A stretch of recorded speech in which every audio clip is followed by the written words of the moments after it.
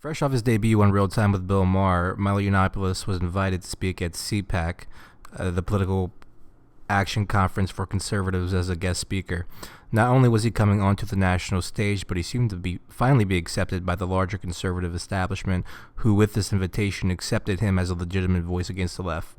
You could say that Milo was on top of the world, but with a recent Twitter post by CNN correspondent Jake Tapper, his cultural stock plummeted overnight, and depending on how this is handled, Milo could have flown too close to the sun.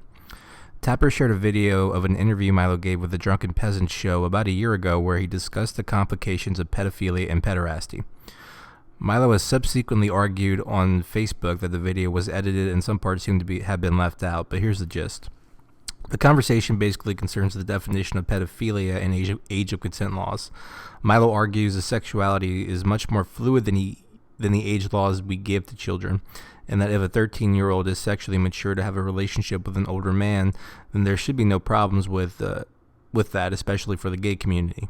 Now, I remember watching this video when it was released, and at the time I don't remember being particularly bothered by this statement because Milo was speaking from personal experience, and the one thing I remember most from the interview was that he implied he had a sexual relationship with a priest when he was a teenager. Things seemed to happen pretty quickly after that. CPAC withdrew Milo's invitation to speak at the event, and Milo himself released a flurry of Facebook posts clarifying his position on pedophilia. So what are the actual arguments? In the video, Milo is arguing that there are some 13-year-old boys who are sexually mature enough to engage in sexual relationships with older men. Milo says this as kind of a blanket statement for boys and girls, but also said this is particularly true for people in the gay community. In the show, Paul Zigo actually agrees and says there are probably some 13-year-olds who are mature, but also some 13-year-olds who still think girls are icky from his own experience. Paul Zigo says age of consent laws are there to present a kind of barometer so a social standard can be set where young men and women are seen as responsible enough to make sexual decisions on their own. Milo agrees with Paul and says the age of consent laws is just about right. That's the quote. However, he also adds that there are younger people than the consent laws show that are capable of giving consent on their own, and Milo counted himself as among them when he was 13 years old. But Milo also seems to backtrack. He adds that one of the reasons he hates the left is that they give one-size-fits-all standards for everyone, when sexuality is a much more complicated thing and people are by nature very messy. He finishes by saying that a young gay 13-year-old can have relationships with older men that are actually very enriching as long as both parties consent and it's done in a safe environment. Someone else on the panel responded by saying that it sounds a lot like Milo was talking about Catholic priest child molestation, and Milo says if it wasn't for Father Michael, he wouldn't give nearly as good head as he does. It's unclear if this is a joke at the time.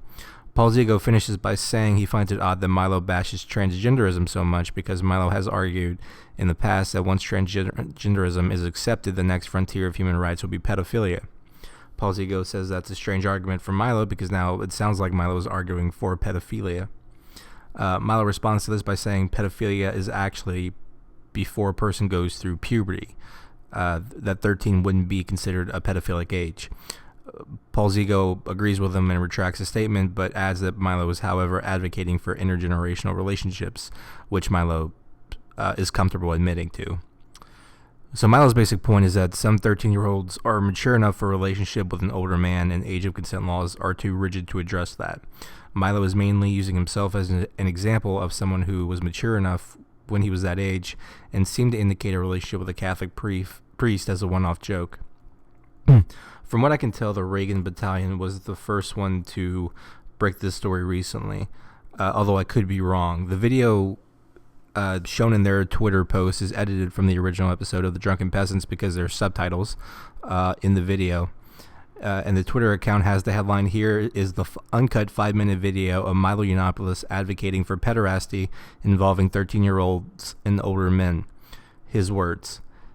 This was retweeted by Jake Tapper, who shares a post and exclaims, "This guy speaking at CPAC?" Michelle Fields, a Huffington Post journalist, also tweets out, "CPAC speaker endorsing pedophilia.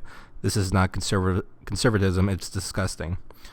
Milo himself then goes out on Facebook posting a very long rant that seems to be more angry than another one that we'll talk about in a second.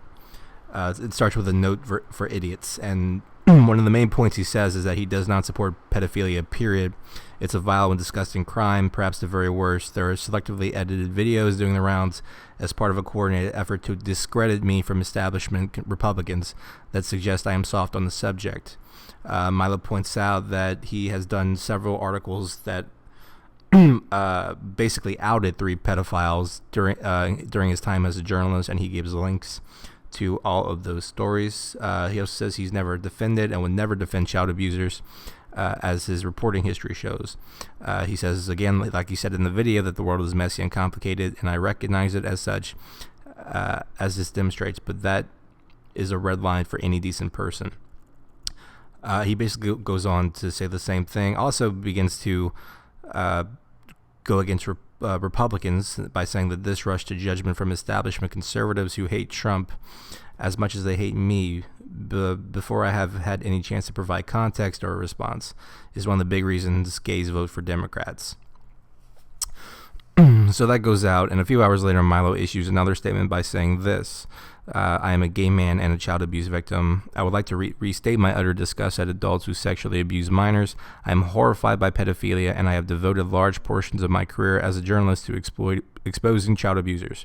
I've outed 3 of them, in fact, 3 more than most of my critics, and I've repeatedly expressed disgust at pedophilia in my feature and opinion writing. My professional record is very clear, but I do understand that these videos, even though some of them are edited deceptively, paint a different picture. I'm partly to blame. My own experiences as a victim led me to believe I could say anything I wanted to on the subject, no matter how outrageous. But I understand that my usual blend of British sarcasm, provocation, and gallows humor might have come across as flippancy, a lack of care for other victims, or worse, advocacy. I deeply regret that. People deal with things from their past in different ways. And he goes on from there. CPAC finally invited Milo from the conference with this statement. Due to the revelation of an offensive video in the past 24 hours condoning pedophilia, the American Conservative Union has decided to rescind the invitation of Milo Yiannopoulos to speak at the Conservative Political Action Conference. Matt Schlapp, the chairman of the American Conservative Union, which hosts CPAC, said in a statement, "We realize that Mr. Yiannopoulos has responded on Facebook, but it is insufficient. It is up to him to answer the tough questions, and we urge him to immediately further address these disturbing comments," Schlapp added. "We give great thought to who is invited to speak, but the CPAC platform is not an endorsement of everything a speaker says or does. We continue to believe that CPAC is a constructive forum for controversies and disagreements among conservatives. However, there is no disagreement among our attendees on the evils of sexual abuse of children," Schlapp said.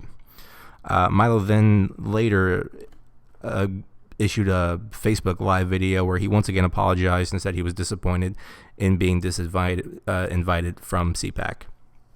There was diverse outcry on social media. The Amazing Atheist, who hosted the show Milo was on, said, "My opinion is that if Milo was genuinely sexually assaulted growing up, we ain't in a position to judge how he deals with it." During the actual video, Milo seemed to kind of flippantly describe his past sexual abuse, and the fact that he was sexually abused as a child only came out with his statement that came out today. The Amazing Atheist later added, "In that same show, we asked him about age of consent, and he emphatically supported it. I think he's being taken a bit out of context here." More conservative people defended Milo's statement and also began to decry some of the coverage of Milo's statement as hypocritical. Paul Joseph Watson cited this as journalistic hypocrisy. All of the journals outraged over Milo were noticeably quieter about 1,400 children being abused by pedophiles in Rotherham. Wonder why? This tweet referring to an alleged cover-up of large-scale sexual abuse cases by gangs of Pakistani perpetrators in Rotherham, which I believe is in Scotland. Watson later tweeted, "At least Jake Tapper is consistent. Here he is being equally outraged about 1,400 children being abused by pedophiles in Rotherham. Oh, wait." And then there's a picture of Jake Tapper not talking about the Rotherham incident. There were some comedians who used the incident to decry Milo's recent attack on transgender people on Real Time with Bill Maher, where he said sexually confused people shouldn't be allowed in the same bathroom as young girls. Here's Moshe Kasher. "Thank God Milo protects our kids from evil trans people in the very bathrooms he lurks in. peering through a glory hole waiting for Teen Dick. Speaking of Bill Maher, there's one last thing I wanted to mention because I was curious if there were any prominent liberals who had done the same thing Milo has done. In an interview Maher gave in a 2007 article of Playboy, he seemed to sound a lot like Milo in the defense of teachers having relationships with a young boy. When asked if teachers should be allowed to have sex with their students, Maher said this: "I think it's a little offbeat, but I believe in the double standard.